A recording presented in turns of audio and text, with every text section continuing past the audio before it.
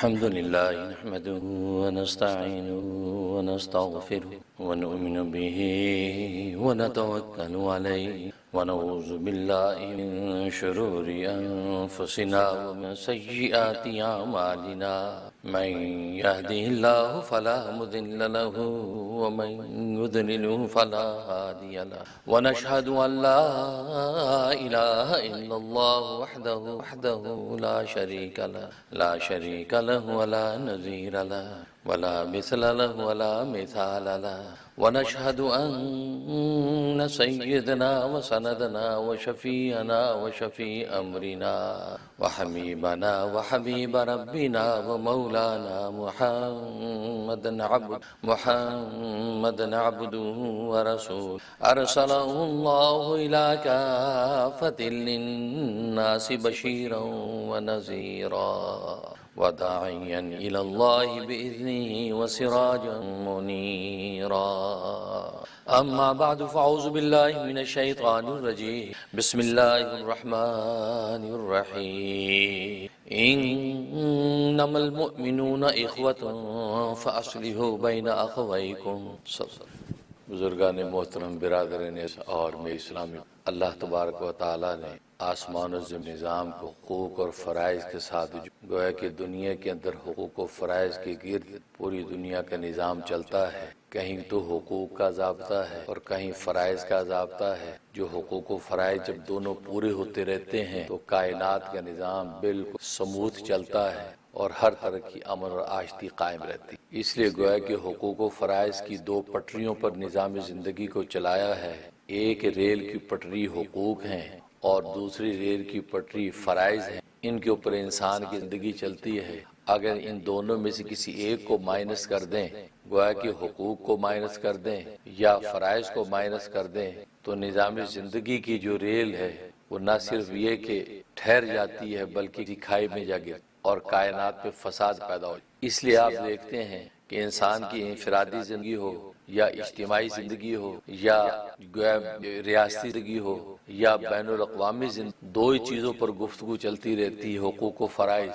ہمارے حقوق پورے کیے جائیں، حقوق مانگے نہیں جاتے، حقوق چھینے جاتے ہیں۔ گویا کہ اس طرح کے نعرے آپ شب و روز سنتے ہیں۔ گویا کہ رائٹس، جس کو آج کی زبان پہ کہتے ہیں رائٹس، کہ ہمارے rights, human rights, animal rights, گویا کہ ہر بندے کے رائٹس کی ساری بحث چلتی۔ تو گویا کہ نظام زندگی حقوق و فرائض کے ارد گرد چلتا ہے۔ اور مزے کی بات یہ ہے کہ حقوق و فرائض کے اس مفہوم میں بظاہر دو لفظ ہیں، ایک حقوق کا لفظ ہے اور دوسرا فرائض کا لفظ ہے، لیکن حقیقت میں یہ ایک ہی ہے۔ یعنی اگر ان میں سے فرائض اگر پورے ہوتے رہیں تو سامنے والے کے حقوق آٹومیٹکلی پورے ہوتے رہتے۔ گویا کہ فرائض پر جا کر ختم ہوتی ہے۔ جس انسان کے کندھوں پر جو فرائض اللہ تبارک و تعالی نے عائد کر رکھے ہیں، بس وہ ان فرائض کو دیانتداری کے ساتھ ادا کرتا رہے تو سامنے والے کے حقوق آٹومیٹکلی ادا ہو جاتے ہیں۔ گویا کہ حقوق کی بحث کرنے کی ضرورت ہی پیش نہیں آتی۔ اصل بحث فرائض کی ہے، حقوق کی بات ہی نہیں ہے۔ ہاں، اگر فرائض پورے ہوتے رہیں تو سامنے والے کے حقوق خود بخود پورے ہوتے رہیں گے۔ مثلا ایک استاد ہے، اس استاد کے کچھ فرائض ہیں، وہ فرائض منصبی اس کے کندھوں پر ہیں۔ اگر یہ دیانتداری کے ساتھ اپنے فرائض کو انجام دیتا رہتا ہے تو شاگرد کے حقوق آٹومیٹکلی ادا ہوتے رہتے۔ شاگرد کے کندھوں پر جو فرائض ہیں استاد کے حوالے سے، شاگرد اگر دیانتداری سے ان فرائض کو ادا کرتا رہتا ہے تو استاد کے جو حقوق آٹومیٹکلی ادا ہوتے رہتے ہیں۔ شوہر کے کندھوں پر جو بیوی کے فرائض عائد کیے گئے ہیں، اگر شوہر دیانتداری کے ساتھ ان فرائض کو ادا کرتا رہتا ہے تو بیوی کو حقوق آٹومیٹکلی ادا ہوتے ہیں۔ اس کو ان حقوق کو نہ مانگنے کی ضرورت ہے نہ چھیننے کی ضرورت ہے۔ بالکل اسی طریقے سے بیوی کے کندھوں پر شوہر کے حوالے سے جو فرائض عائد کیے گئے ہیں، اگر وہ دیانتداری کے ساتھ ان فرائض کو انجام دیتی رہتی ہے تو شوہر کے حقوق آٹومیٹکلی ادا ہوتے رہتے ہیں۔ بادشاہ کے کندھوں پر جو رعایا کے فرائض ہیں، ان فرائض کو دیانتداری سے ادا کرتا رہے تو رعایا کے حقوق آٹومیٹکلی ادا ہوتے رہتے ہیں۔ رعایا کے کندھوں پر بادشاہ کے حوالے سے جو فرائض ہیں، یہ اپنے فرائض کو اگر ادا کرتے رہیں تو گویا کہ بادشاہ کے جو حقوق آٹومیٹکلی ادا ہوتے رہتے ہیں۔ اسی طریقے سے دنیا کے ہر شعبے کو آپ اٹھا کے دیکھ لیں، فرائض اگر دیانتداری سے کوئی شخص ادا کرتا ہے تو سامنے والے کے حقوق آٹومیٹکلی ادا ہوتے ہیں. اس کو حقوق نہ تو مانگنے کی ضرورت پیش آتی ہے، نہ حقوق چھیننے کی ضرورت پیش آتی ہے، نہ حقوق کا نعرہ لگانے کی ضرورت پیش آتی ہے. لیکن آج آپ دنیا کے اندر دیکھتے ہیں فرائض پر کوئی بات نہیں کرتا، فرائض پر کوئی گفتگو نہیں کرتا، وہ حقوق پر بحث کرتا ہے، جس کو آج کی زبان میں رائٹس کہتے ہیں. یہ ہمارے رائٹس پورے کیے جائیں، ہمارے رائٹس دیے جائیں. وہ رائٹس مانگنے والا وہ یہ نہیں سوچتا میرے کندھے پر سامنے والے کے فرائض کیا ہیں، ان فرائض کو میں ادا کر رہا ہوں یا نہیں. اگر وہ فرائض کو ادا کرتا ہے تو سامنے والے کے حقوق آٹومیٹکلی ادا ہوں گے. سامنے والا اپنے فرائض کو ادا کرے تو گویا کہ ان کے حقوق پورے ہوتے ہیں. تو فرائض پر کوئی گفتگو نہیں کرتا، کیونکہ فرائض کے اندر رسپانسبلٹی ہے، فرائض کے اندر ایک ذمہ داری ہے، آپ کو ادا کرنا ہے. اللہ اور اللہ کے رسول نے یا شریعت و فطرت میں جو فرائض آپ کے کندھوں پہ عائد کیے ہیں، انہی کے بارے میں آپ کل روز قیامت کے اندر بھی مسئول ہوں گے، دنیا کی عدالتوں کے اندر بھی آپ مسئول ہوں گے، کیونکہ آپ آنسریبل ہیں ان فرائض کے بارے میں. تو فرائض پر گفتگو نہیں ہے، حقوق پر ساری بحث ہوتی ہے کہ میرا حق پورا کیا. لیکن دین اسلام نے فرائض و حقوق ان دونوں کا ضابطہ مکمل طور پہ انسانیت کو عطا کیا ہے، اور گویا کہ اس میں بنیاد فرائض پر ختم ہوتی ہے. ہر شخص اپنے فرائض کو دیانتداری سے ادا کرے. اب سامنے والا اس کے حقوق اس کو پورے ہوتے چلے جائیں گے. اب اس کے کندھے پہ جو فرائض ہیں اس پر اس کو کوئی بحث نہیں ہونی چاہیے، کیونکہ وہ اگر فرائض پورے نہیں کرے گا تو اس کے حقوق جب ادا نہیں ہوں گے تو وہ شخص دنیا کے اندر بھی اور آخرت کے اندر بھی اللہ تبارک و تعالیٰ کے سامنے جواب دہ ہو جاتا ہے. تو گویا کہ حقوق و فرائض یہ اسے نظام زندگی کی گویا کہ ریل کی گاڑی کی دو پٹریاں ہیں. تو گویا کہ انسان کی دو آنکھیں ہیں، ایک فرائض اور ایک حقوق. تو دونوں کے دونوں جب سب برابر چلتے رہتے ہیں تو دنیا میں امن اور آشتی پیدا ہو جاتی ہے. آج اگر ہم دیکھیں انفرادی سطح پر دیکھیں یا اجتماعی سطح پر دیکھیں یا بین الاقوامی سطح پر دیکھیں، کہیں نہ کہیں فرائض کی ادائیگی کے اندر جب کوتاہی ہوتی ہے تو دنیا میں فساد پیدا ہوتا ہے. انفرادی طور پر جب ہم اپنے فرائض پورے نہیں کرتے تو فساد پیدا ہوتا ہے. خاندانی طور پر ہم اپنے فرائض ادا نہیں کرتے تو فساد پیدا ہوتا ہے. اجتماعی اور ریاستی طور پر اپنے فرائض پورے نہیں کرتے تو فساد پیدا ہوتا ہے. پھر بین الاقوامی دنیا اٹھا کے دیکھیں، عالمی قوتوں کے کندھوں پر جو فرائض ہیں، ان فرائض کو جب وہ دیانتداری سے ادا نہیں کرتے تو پھر دنیا کے اندر فساد پیدا ہوتا ہے، جنگ و جدال پیدا ہوتا ہے. گویا کہ کچھ تو خون کی ہولی کھیلی جاتی ہے. بنیاد وہی ہے کہ جس کا جو فرض اللہ تبارک و تعالی نے عائد کر رکھا ہے وہ اس کو پورا نہیں کرتا. اور ظاہر ہے کہ دین اسلام ایک مکمل ضابطہ حیات ہے. دین اسلام نے دنیا میں آ کر ایک ایک چیز کے فرائض و حقوق کو واضح کر دیا. یہاں تک کہ زمین پر رینگنے والی چونٹی کی بھی فرائض و حقوق متعین کر دیے، اور آسمانوں میں اڑنے والے فرشتے اور جنات ان کے بھی فرائض و حقوق متعین کر دیے ہیں. ہر ایک کے فرائض و حقوق جو ہے وہ متعین کر دیے گئے ہیں. بالکل اسی طریقے سے گویا کہ انسانوں کے حقوق بھی متعین کر دیے ہیں. گویا کہ اللہ تبارک و تعالیٰ نے دین اسلام کو ایسا مکمل اور جامع ضابطہ حیات بنا دیا کہ گویا کہ نہ صرف حیوانات، نہ صرف گویا کہ وہ جو ذرات، نہ صرف جو گویا کہ انسان، بلکہ ملائکہ اور جنات تک کے حقوق و فرائض اللہ تبارک و تعالیٰ نے متعین کر دیا. تو ہر ایک کے فرائض و حقوق اللہ تبارک و تعالیٰ نے متعین کر دیے ہیں. تو اس لیے دین اسلام نے آ کر جب ایک ایک چیز کو واضح کر دیا اور ایک ایک چیز کو جب مکمل کر دیا ہے، اس لیے اس اسلام کو آخری ضابطہ حیات قرار دیا گیا ہے. اور یہ آخری ضابطہ حیات ہے. خود قرآن کریم میں اللہ تبارک و تعالیٰ نے فرما دیا کہ دین اسلام یہ وہ دین ہے جس کو اللہ تبارک و تعالیٰ نے پسند کیا ہے، اور اس کو پسند کر کے اللہ تبارک و تعالیٰ نے انسانیت کو دیا ہے. وَرَضِيتُ لَكُمُ الْإِسْلَامَ دِينًا، کہ میں نے تمہارے دین اسلام کو پسند کی. کیونکہ دین اسلام پسند کر کے گویا کہ انسانوں کو دے دیا، اور بادشاہوں کی بادشاہ کی جو پسند ہوگی آپ سمجھ سکتے ہیں کہ وہ کتنی جامع اور مکمل پسند ہوگی. لہذا اس کے اندر جو ہے وہ چیونٹیوں تک کے حقوق اور فرائض، حیوانات تک کے حقوق و فرائض، یہاں تک کہ جمادات، نباتات، حیوانات، جنات اور ملائکہ ارض و سماوات، ایک ایک چیز کے فرائض متعین کیے. خود انسانوں کے فرائض و حقوق متعین کر دیے ہیں. لہذا جب انسان اپنے فرائض و حقوق جو دیانتداری سے پورے کرتے رہتے ہیں تو میں نے جیسے عرض کیا دنیا میں امن اور آشتی پیدا ہوتی ہے. اور ظاہر ہے کہ دین اسلام نے جب جانوروں کے حقوق متعین کیے ہیں تو انسانوں کے حقوق سے کیسے غافل رہ سکتا ہے. خود انسانوں کی بھی حقوق متعین کی، اور پھر خود مسلمانوں کے حقوق بھی آپس میں متعین کر دیے کہ ایک مسلمان کا دوسرے مسلمان پر کیا حق ہے.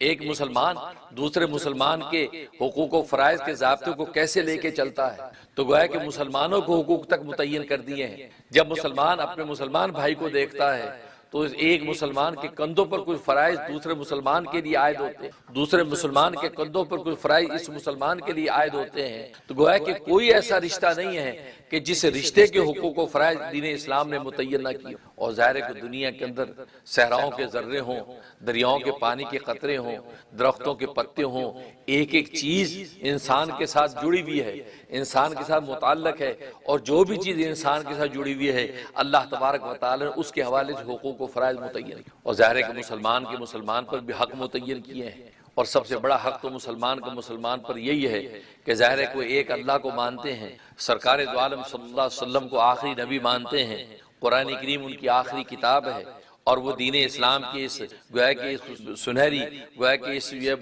راستے کو لے کر چلتے ہیں، صراط مستقیم پر چل کے منزل کو پاتے ہیں، تو خود مسلمانوں کے اللہ تبارک و تعالی نے ایک دوسرے پر فرائض اور حقوق متعین کیے۔ ان کی تفصیلات کو جب دیکھتے ہیں، امام غزالی رحمہ اللہ تعالیٰ فرماتے ہیں کہ کل 23 یعنی 23 حقوق و فرائض ہیں جو ایک مسلمان کے دوسرے مسلمان پر عائد ہوتے ہیں۔ 23 حقوق و فرائض ایک مسلمان کے دوسرے مسلمان پر عائد ہوتے ہیں، اور اگر اس سب کو سمیٹ کر ایک لفظ کے اندر بند کیا جائے اس ایک لفظ کو محبت کہتے ہیں۔ ایک مسلمان جب دوسرے مسلمان سے دل کی گہرائیوں کے ساتھ محبت کرنے لگتا ہے تو سمجھو سارے کے سارے حقوق و فرائض ان کے ادا ہو جاتے ہیں۔ محبت ایک ایسا لفظ، اس وقت ایک حدیث میں آتا ہے المؤمن مالف، مومن جو ہے وہ محبت کی جگہ ہے، محبت کرنے کی چیز ہے، یا تو یہ کسی سے محبت کرتا ہے یا کوئی دوسرا اس سے محبت کرتا ہے۔ مومن بغیر محبت کے رہتا نہیں ہے، محبت ہی اس کی زندگی کا اصل خمیر اور ضابطہ ہے۔ تو گویا کہ سارے کے سارے حقوق و فرائض کو اگر ایک لفظ میں بند کریں تو وہ لفظ محبت ہے، محبت قلبی، دل کی گہرائیوں کی محبت۔ اگر ایک مسلمان دوسرے مسلمان سے دل کی گہرائی سے محبت کرنے لگے تو سامنے والے کے سارے حقوق و فرائض آٹومیٹکلی ادا ہوں گے۔ اس کی مثال آپ یوں سمجھیں، ماں کو اپنی اولاد سے محبت ہوتی ہے، باپ کو اپنی اولاد سے محبت ہوتی ہے، اس محبت کی وجہ سے سارے فرائض و حقوق ادا ہوتے ہیں۔ اس محبت کی وجہ سے ماں راتوں کو جاگتی بھی ہے، اس کو کھلاتی پلاتی بھی ہے، اس کو نہلاتی دھلاتی بھی ہے، اس کو پیار بھی کرتی ہے، اس کی فکر بھی کرتی ہے، اس کا دوا دارو علاج بھی کرتی ہے۔ گویا کہ ماں جتنی ذمہ داریاں اپنی اس ممتا کی وجہ سے اس بچے کی پوری کر رہی ہے وہ صرف ایک عنوان ہے جس کو محبت کہتے ہیں۔ باپ اپنی اولاد کے لیے جو کچھ فرائض ادا کرتا ہے، جس طریقے سے بھی روٹی کما کے لاتا ہے، تو چلچلاتی دھوپ ہو یا برف باری کی سردی ہو، کسی بھی قسم حال میں ہو، بخار اور بیماری میں ہو، وہ اپنی اولاد کے لیے کما کے لاتا ہے۔ ایک ہی چیز ہے جو اس جذبے پر اس کو ابھارتی ہے جس کو محبت کہتے ہیں۔ تو گویا کہ ماں باپ محض محبت کی وجہ سے کو اپنی اولاد سے سچی محبت کرتے ہیں تو آپ دیکھتے ان کے لیے کھانا پینا بھی ہے، ان کے لیے پہننا اوڑھنا بھی ہے، ان کے لیے رہنا سہنا بھی ہے، ان کی عزت و عافیت بھی ہے۔ گویا کہ سامان عزت کے جو بھی اسباب ہو سکتے ہیں وہ ماں باپ سب کے سب کرتے ہیں، بنیاد صرف ایک ہی چیز ہے جس کو محبت کہتے ہیں۔ بالکل اسی طریقے سے جب ایک مسلمان دوسرے مسلمان سے دل کی گہرائیوں کے ساتھ محبت کرنے لگے اور سچائی اور دیانتداری سے محبت کرنے لگے، صرف محبت کا ڈھونگ نہ ہو، محبت کے سے الفاظ نہ ہو بلکہ الفاظ اپنی حقیقت کے ساتھ ہو، محبت کی عبارت نہ ہو بلکہ اپنی حقیقت کے ساتھ دل کی گہرائی سے کسی مسلمان سے مجھے محبت کرتا ہے تو اللہ تبارک و تعالی آٹومیٹکلی یہ توفیق عطا فرما دیتے ہیں کہ مسلمان کے حقوق و فرائض کو ادا کرتا چلے۔ اور آج ہم دیکھتے ہیں اسی چیز کا فقدان ہے، ایک مسلمان دوسرے مسلمان سے محبت نہیں کر پاتا، ایک مسلمان کو دوسرے مسلمان سے محبت نہیں ہوتی۔ اگر جب محبت ہوتی ہے تو اس کو عزت بھی دیتا ہے، اس کو تکریم بھی دیتا ہے، اس کا خیال بھی کرتا ہے، اس کی جان کی حفاظت بھی کرتا ہے، اس کی مال کی حفاظت بھی کرتا ہے، اس کی عزت آبرو کا بھی محافظ بنتا ہے، صرف ایک عنوان محبت۔ حدیث میں آتا ہے سرکار دو عالم صلی اللہ علیہ وسلم تشریف فرما ہے، صحابہ اکرام بیٹھے ہیں، آپ نے فرمایا کہ ابھی ایک شخص مجلس میں داخل ہونے والا ہے، وہ جنتی ہے۔ اب سب منتظر ہو گئے کہ بھی کون آنے والا ہے۔ تھوڑی دیر کے بعد دیکھا حضرت حذیفہ بن یمان رضی اللہ تعالیٰ عنہ، سب نے ان کی طرف دیکھا، بڑی بات ابھی ان کے بارے میں نبی نے جنت کی بشارت دی۔ خیر مجلس ختم ہو گئی، پھر دوسرے ایک موقع پہ آپ نے ارشاد فرمایا ابھی تم ایک جنتی کو مجلس میں آتے دیکھ، لوگ منتظر ہو کہ آج کون آئے گا۔ دیکھا حضرت حذیفہ بن یمان تشریف لا رہے ہیں، انہوں نے کہا اچھا بھی جنتی ہے، بڑی بات ہے۔ تیسرے کسی موقع پہ آپ نے ارشاد فرمایا کہ ایک جنتی ابھی مجلس میں داخل ہوگا. اب لوگ منتظر ہو گئے، دیکھا حضرت حذیفہ بن یمان چلے آ رہے. ہوا کہ 3 مرتبہ آپ نے ان کے جنتی ہونے کی بشارت دے دی اور صحابہ کو فرما دیا کہ جنتی آنے والا ہے. اب ان میں ایک نوجوان صحابی بیٹھے تھے، انہوں نے سوچا کہ 3 مرتبہ سرکار دو عالم صلی اللہ علیہ وسلم نے ان کے بارے میں جنت کا سرٹیفکیٹ جاری فرما دیا اور دنیا میں جنت کی بشارت دے دی کہ جنتی آ رہا ہے، تو پتہ تو کروں کہ اس کے اندر جنتی ہونے کا کون سے ایسے اعمال و اشغال اور افعال ہیں کہ جس کی وجہ سے دنیا میں سرکار دو عالم صلی اللہ علیہ وسلم اس کے لیے جنت کی بشارت دے. وہ مجلس سے اٹھے تو پیچھے پیچھے چل دیے، گھر پہنچ گئے. کہا کہ چچا جان، ابا کے ساتھ میری کچھ انبن ہو گئی ہے، اگر آپ اجازت دیں تو میں 1-2-4 دن آپ کے گھر ٹھہر جاؤں. ہاں ہاں بالکل کوئی بات نہیں، میرے گھر ٹھہر جاؤ. اب ان کا مقصد تو یہ تھا کہ میں ساتھ رہوں تو دیکھوں کہ یہ کون سا ایسا عمل کرتے ہیں کہ نبی کریم صلی اللہ علیہ وسلم نے دنیا میں جنت کی بشارت دے. حالانکہ اور لوگ بھی موجود ہیں، وہ عمل دیکھنا چاہتا ہوں، کیونکہ ظاہری اعمال جو مسجد میں آ کے کرتے ہو تو ہم سبھی کرتے ہیں. 5 وقت کی نماز پڑھ لی، ذکر و اذکار کر دیا، رسول اللہ صلی اللہ علیہ وسلم کی صحبت میں بیٹھ کے، رفاقت میں بیٹھ کے آپ کا واعظ سن لیا. لیکن آخر کون سا رات کی تنہائیوں میں کون سا ایسا عمل ہے جو کرتے ہیں، وہ مجھے دیکھنا ہے.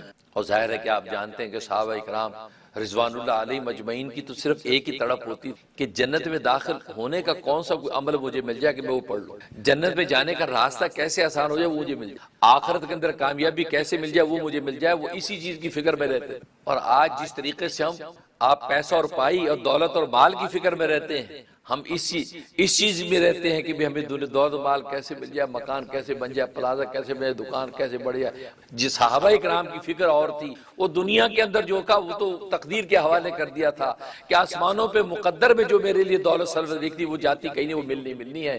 مجھے اب آخرت کی فکر کرنی ہے کہ آخرت میں اللہ تبارک و تعالیٰ کے سامنے میں اس حال میں پیش ہوں کہ اللہ کے سامنے مجھے شرمندگی نہ ہو اور جنتوں کے دروازے میرے لیے کھول دیے جائیں. اس کے لیے کیا عمل کیا جا سکتا؟ صحابہ کو یہ فکر ہوئی. اب وہ بھی یہ عمل ڈھونڈنے کے لیے چل پڑے. اب رات میں وہاں رہے، دیکھا کہ عشاء کی نماز انہوں نے پڑھی، عشاء کے بعد سو گئے. یہ بھی لیٹ گئے. تہجد کا وقت ہوا، وہ حذیفہ بن یمان اٹھے، وضو فرمایا، تہجد پڑھا. یہ انہوں نے بھی اٹھ کے تہجد ان کے ساتھ پڑھی. اس کے بعد دن چڑھ گیا، فجر پڑھی، فجر پڑھ کے اپنا ناشتہ واشتہ کیا اور اپنا سامان اٹھایا، کام پہ یہ بھی ساتھ چلے گئے. سارا دن کام کیا، پھر وقت پہ نمازیں پڑھی، شام کو پھر واپس آئے، پھر رات کو سوئے، پھر تہجد پڑھا، پھر اس کے بعد فجر کا وقت ہوا، فجر پڑھی، کام پہ چلے. 3 دن اسی طرح گزر. یہ بڑے حیران کہ یار کوئی خاص عمل تو ہے نہیں، یہ عمل تو سارے صحابہ کرتے ہیں، تہجد سارے صحابہ پڑھتے ہیں، 5 وقت کی نمازیں سب پڑھ رہے ہیں، تلاوت سب کر رہے ہیں. دیکھیں نبی پاک صلی اللہ علیہ وسلم کے بارے میں بشارت دے رہے ہیں کہ جنتی ہے. اگر یہ بات ہے تو سب کے بارے میں بشارت دیں کہ سارے جنتی ہیں، خاص ان کو فرما رہے ہیں کہ جنتی آ رہا ہے. تو تیسرے دن انہوں نے کہا کہ چچا جان آپ سے ایک سوال کرنا. کہا کہ بات یہ ہے کہ میرے ابا کے ساتھ کوئی انبن نہیں ہوئی، میں نے اصل میں 3 مختلف موقعوں پہ رسول اللہ صلی اللہ علیہ وسلم کے یہ بات سنی کہ جنتی مجلس میں آ رہا ہے. ہم نے دیکھا تو آپ آ رہے تھے. 3 مختلف موقعوں پہ نبی پاک صلی اللہ علیہ وسلم نے آپ کو جنتی کہا. تو میرے دل میں یہ گویا کہ یہ چیز پیدا ہوئی کہ میں پتہ کروں کہ جنتی کس بنیاد پہ آپ کو کہا ہے. آپ کون سا خاص عمل کرتے ہیں رات کی تنہائیوں میں کہ جو ہم نہیں کرتے ہیں اور آپ کو بشارت ملی ہے. اس لیے میں وہ عمل فائنڈ آؤٹ کرنے کے لیے 3 دن آپ کے ساتھ رہا ہوں. لیکن میں نے دیکھا آپ تو سارے وہ نارمل عمل کرتے جو سارے صحابہ کرتے ہیں، کوئی خاص عمل میں نے آپ کا دیکھا نہیں. تو آخر کون سا ایسا عمل ہے جس کی وجہ سے رسول اللہ صلی اللہ علیہ وسلم نے آپ کو 3 موقع پہ جنتی فرمایا؟ اللہ اکبر. حذیفہ بن یمان رضی اللہ عنہ فرمایا کہ بھتیجے میرے اعمال و اشغال تو وہی ہیں جو تو دیکھ رہا ہے، جو سبھی کرتے ہیں. ہاں البتہ ایک ایکسٹرا عمل ہے، وہ ایسا عمل ہے جو آنکھوں سے دیکھا نہیں جا سکتا. وہ گویا کہ ایک باطنی چھپا ہوا عمل ہے، میرے دل کی گہرائیوں کے اندر چھپا ہوا عمل ہے. ہو سکتا ہے اس عمل کی وجہ سے رسول اللہ صلی اللہ علیہ وسلم نے مجھے بشارت دی. بھتیجے نے پوچھا کہ چچا جان کون سا عمل ہے؟ وہ یہ عمل ہے میں دل کی گہرائیوں کے ساتھ ہر مسلمان سے سچی محبت کرتا ہوں اور کچھ بھی نہیں. کبھی بھی دل کی گہرائیوں میں کوئی فتور نہیں آیا. میں ہر مسلمان سے جو اللہ کو مانتا ہے، رسول اللہ کو مانتا ہے، آخر پر ایمان رکھتا ہے، مسلمان ہے، اس سے میں محبت دل کی گہرائی سے کرتا ہوں. اس کے علاوہ میرا کوئی عمل نہیں ہے. پتہ چلا کہ اسی وجہ سے یہ جو جذبہ آپ کے قلب میں تھا اس کی وجہ سے رسول اللہ صلی اللہ علیہ وسلم ان کو 3 موقع پہ جنتی فرما رہے ہیں. تو معلوم ہوا کہ دل کی گہرائیوں سے مسلمان بھائی سے محبت کرنا یہ آسان کام نہیں. جو وقت کے صحابہ اکرام کا بھی دماغ اس طرف نہیں کیا، ان کا ذہن ادھر نہیں کیا کہ دل کی گہرائیوں سے ہر ایک سے محبت کا جذبہ. سب میں یہ جذبہ تھا، لیکن کسی کے جذبے کی نوعیت ایسی ہوتی ہے کہ رسول اللہ صلی اللہ علیہ وسلم کی نظر نبوت میں پڑ جاتی ہے. فائنڈ آؤٹ ہو جاتا، پتہ چل جاتا یار اس کے دل کی کیفیت کا عالم یہ ہے، لہٰذا یہ سے جنتی۔ تو گویا کہ محبت قلبی، مسلمان کا مسلمان سے محبت کرنا، یہ اتنا بڑا حق ہے کہ اگر آپ سچی دل سے مسلمان سے محبت کرنے لگ جائیں، ہر مسلمان بھلے گناہ گار ہے، بھلے وہ نیک ہے، بس آپ دل کی گہرائی سے محبت کرتے اس وجہ سے کہ وہ مسلمان ہے، تو انشاءاللہ دنیا کے اندر جنت کا سرٹیفکیٹ جاری ہو جائے۔ ہمیں یہ انالائز کرنے کی ضرورت نہیں کہ گناہ گار ہے، اس لیے کہ گناہ گار کی تو گناہ سے آپ کو نفرت ہے، آپ کو اس مسلمان کی ذات سے تو نفرت نہیں ہونی چاہیے، وہ اس کی معصیت سے آپ کو نفرت ہونی چاہیے۔ اس لیے علماء فرماتے ہیں کہ گناہ گار مسلمان کی مثال ایسی ہے، گناہ گار مسلمان کی مثال ایسی ہے کہ جیسے ایک مقدس ورق ہے، وہ کسی گندگی میں پڑا ہے، گندگی میں پڑا ہے، تو اب اس کے اوپر گندگی ہٹانے کی ضرورت ہے۔ مقدس ورق کا جو تقدس ہے وہ تو اس قابل ہے کہ اس کو ماتھے پہ رکھا جائے، اس کو ماتھے پہ رکھا جائے۔ تو گویا کہ بالکل اسی طریقے سے گناہ گار جو مسلمان، اس کی مثال ایک ایسے گویا کہ ہیرے کی ہے جو کسی گندگی کے اندر آلودہ ہو گیا ہے، تو ہیرے سے نفرت نہیں، ہیرا تو قیمتی ہے، اس کے اوپر جو غلاظت ہے اس کو صاف کرنے کی ضرورت ہے۔ بالکل اسی طریقے سے اگر کوئی مسلمان گناہ گار بھی نظر آتا ہے، اس سے نفرت اس وجہ سے کرو کہ یہ مسلمان ہے، اس لیے نہیں، اس کی ذات سے نفرت، وہ مسلمان ہے، اللہ کو مانتا ہے، ہاں غلطی کو گناہ ہو گیا، اس کی مثال ایسی، یہ ہیرا گندگی کے اندر گر گیا، اب اس کو اٹھا کر صاف شفاف کر دو تو ہیرا وہی ہے جس کی قیمت لگے گی۔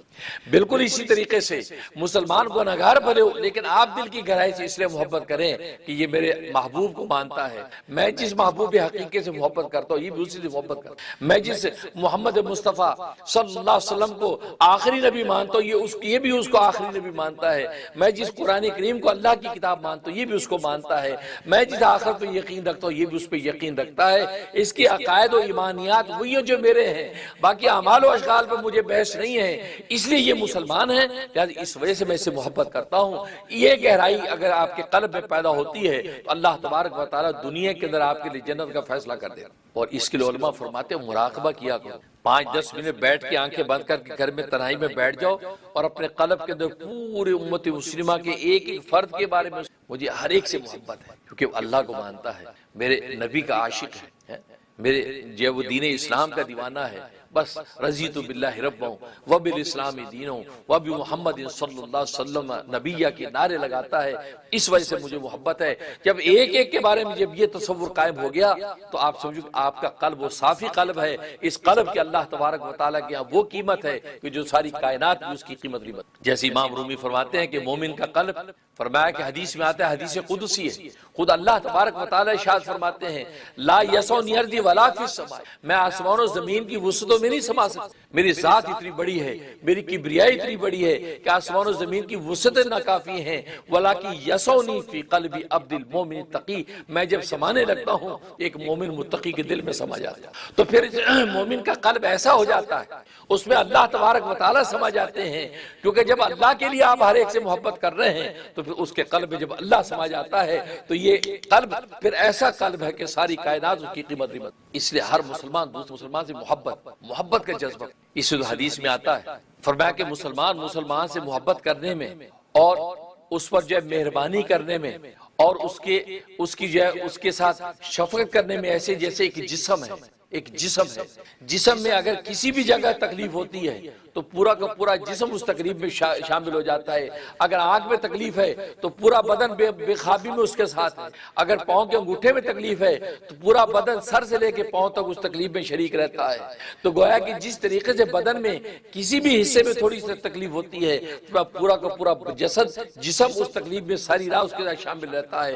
بالکل اسی طریقے سے یہ مسلمان ایسے ہیں کہ آپس میں ایک دوسرے سے محبت کرنے میں، ایک دوسرے پر شفقت کرنے میں، ایک دوسرے کا خیال کرنے میں فرمایا ایسے ہوں گے کہ جیسے کہ ایک جسم ہے جو ایک دوسرے کی تکلیف کے اندر شریک رہتے ہیں۔ اور اب ہم اس پر غور کریں، اس حدیث کے مطابق ہم کسی دوسرے مسلمان سے اس درجے میں محبت کرتے ہیں؟ کیا اس درجے میں ہمیں کسی مسلمان پر رحم آتا ہے؟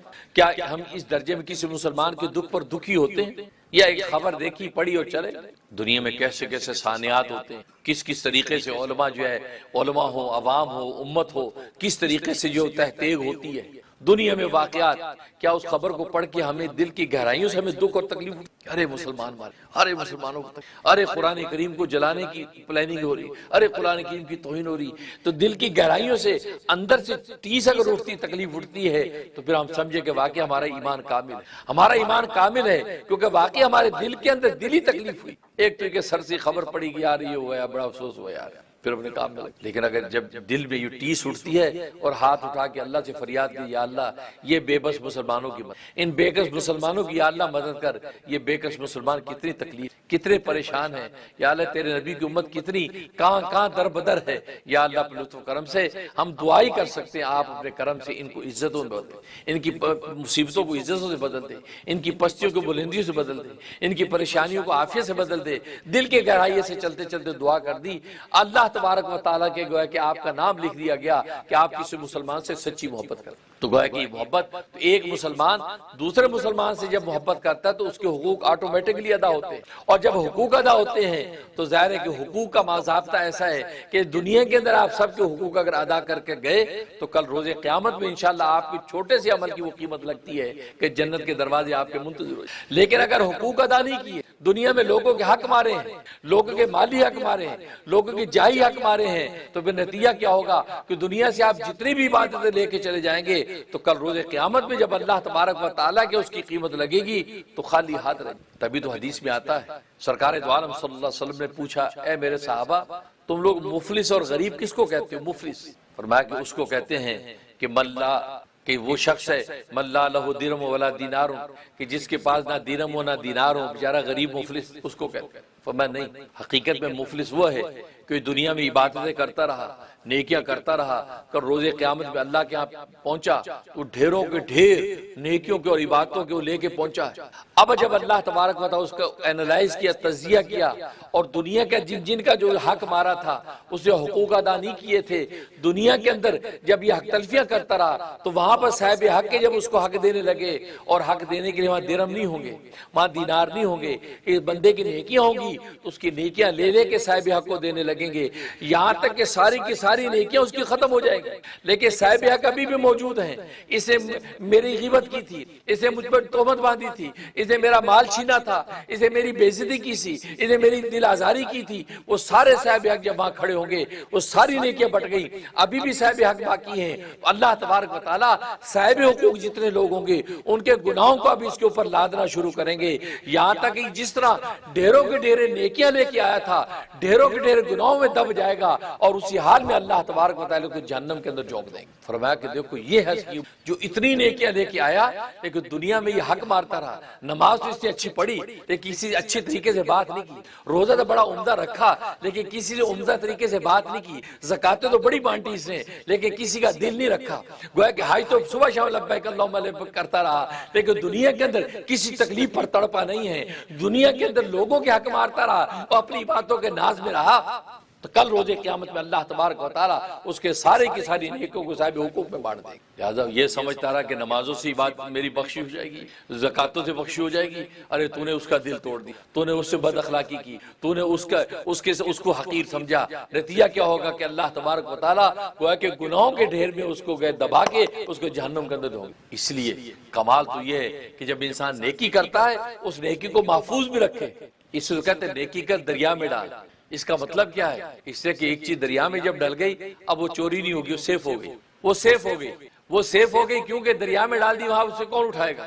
اب وہ پڑی بالکل اسی نیکی کر دریا میں ڈال، مطلب نیکی کر کے آپ بھول جا کہ میں نے کوئی نیکی بھی کی تھی، یہ نہیں کہ اگر یاد رہے کہ جیب میں رکھو گے، دماغ میں اپنی نیکیاں رکھو گے تو جتاتے پھرو گے، جی ہم ایسے نیک ہیں، ہم نے یہ نیکی کی، ہم نے وہ نیکی کی، ہم نے تمہارے ساتھ یہ احسان کیا، ارے تم تو مفلس تھے ہم نے تم یہ کیا، ارے تم تو غریب تھے تمہارے گھر تو 2 وقت کی روٹی نہیں تھی، آج تم مکانوں کے مالک ہو گئے، ہم نے یہ احسان جب جتائے نتیجہ کیا ہو گیا؟ وہ سارا کا سارا اس کے منہ پہ مار دیا۔ اسے نیکی کر دریا میں نیکی کر کے بھول جاؤ، اب اس کا بدلہ اللہ تبارک و تعالیٰ آخر میں جب تمہیں دیں گے تمہیں حیران ہو جاؤ گے کہ یار ایسا ایسا بدلا تو کبھی دیکھا نہیں۔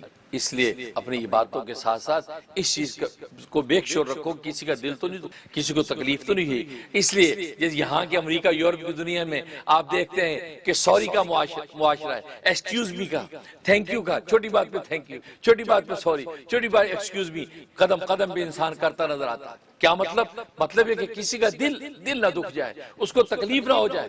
اور ہم یہ گوروں کے ساتھ، کالوں کے ساتھ تو یہ ایٹیٹیوڈ بڑا اچھا پیش کرتے ہیں، تھینک یو بڑا اچھا کرتے ہیں، ان کو سوری بڑا اچھا کرتے ہیں۔ وہ چھینک لے لے، چھینک مارے تو اس پہ جو وہ گاڈ بلیس بھی فوراً کرتے ہیں۔ ایک مسلمان چھینک لے لے، اس پہ الحمدللہ کہنے کو تیار نہیں، اس پہ یرحمک اللہ کہنے کو تیار نہیں۔ اسے تو نبی نے فرمایا ایک مسلمان کے دوسرے مسلمان پر 6 حق ہیں، 6 حق ہیں، ان 6 حقوں کو اگر پورا کرے گا فرمایا گویا کہ اس کی محبت کا جو ضابطہ پورا ہو جائے گا۔ پہلا حق یہ ہے حق المسلم علی المسلم 6، ایک مسلمان کے مسلمان 6 حق۔